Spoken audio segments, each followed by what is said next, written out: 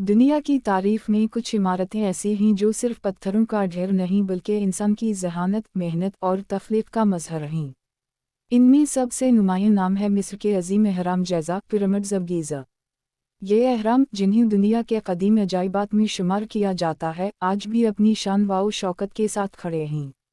हैरत की बात यह है कि उनकी तामीर को हज़ारों साल गुजर चुके हैं, मगर ये आज भी कायम हैं। ना ज़मीन ने हिलाया, ना वक्त ने मिटाया।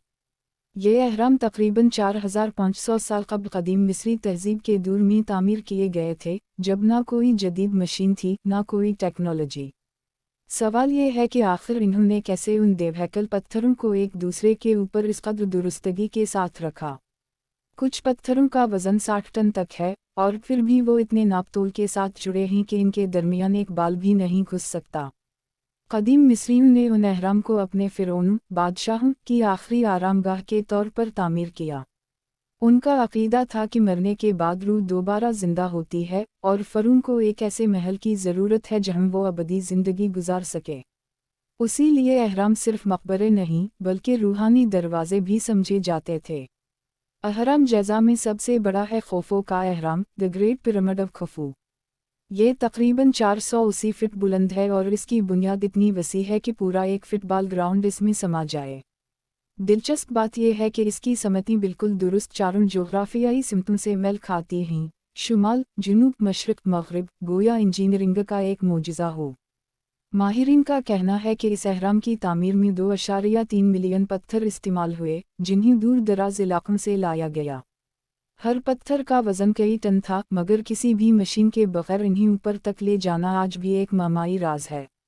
बाज़ मुहक्किकीन का कहना है कि मिस्रियों ने रैंप का इस्तेमाल किया, मगर इतनी बड़ी रैंप खुद एक अहराम के बराबर होती, तो क्या वाकई ये मुमकिन था? कुछ लोग तो ये भी कहते हैं कि शायद अहराम किसी खोई हुई कदीम टेक्नोलॉजी या बैरूनी मखलूक, एलियंस की मदद से बने हों। इन नज़रियात की बुनियाद इस बात पर है कि अहराम के अंदर मौजूद कमरों, सुरंगों और रास्तों की साख्त इतनी दक़ीक़ है कि वो सिर्फ आज की जदीद मशीनों से ही मुमकिन लगती है।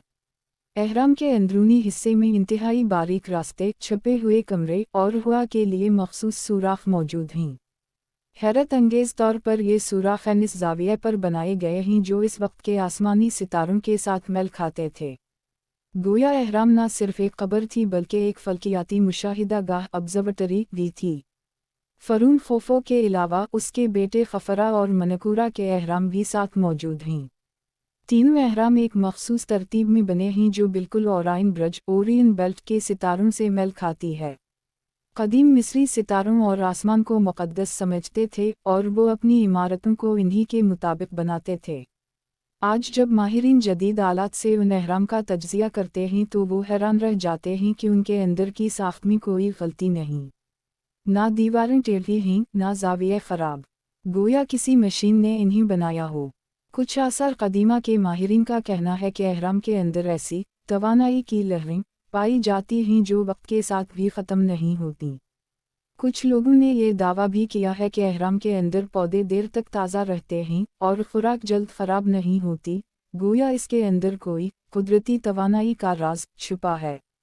दुनिया भर के साइंसदान आज भी अहराम का मुताला कर रहे हैं, मगर हर तहक़ीक़ नए सवालात जन्म देती है। मसलन, क्या उनकी तामीर में वाकई लाखों मज़दूर लगे? क्या उनके पास कोई ऐसी साइंसी मालूमात थीं जो आज हमारे पास नहीं? या फिर ये किसी खोई हुई मतमदन कौम का काम था जो तारीफ़ के पर्दे में गुम हो गई? कदीम मिस्री तहरीरों के मुताबिक अहराम की तामीर सिर्फ जिस्मानी ताकत नहीं बल्कि रूहानी इल्म का नतीजा थी।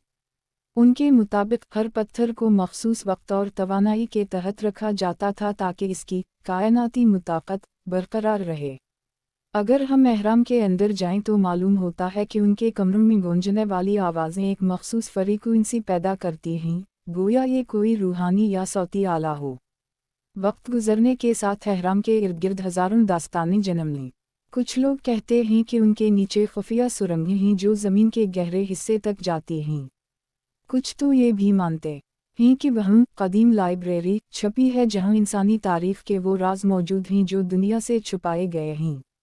आज के साइंसदान लेज़र, ड्रोन और 3D स्कैनिंग के ज़रिए इन अहराम का नक्शा बनाते हैं, लेकिन अब भी कई खुफिया रास्ते और कमरे ऐसे हैं जिन तक कोई नहीं पहुंच सका। یہ اہرام نہ صرف مصری تاریخ بلکہ انسانی تہذیب کی معراج کی علامت ہیں۔ یہ بتاتے ہیں کہ انسان اگر چاہے تو پتھروں سے بھی آسمان کو چھو سکتا ہے۔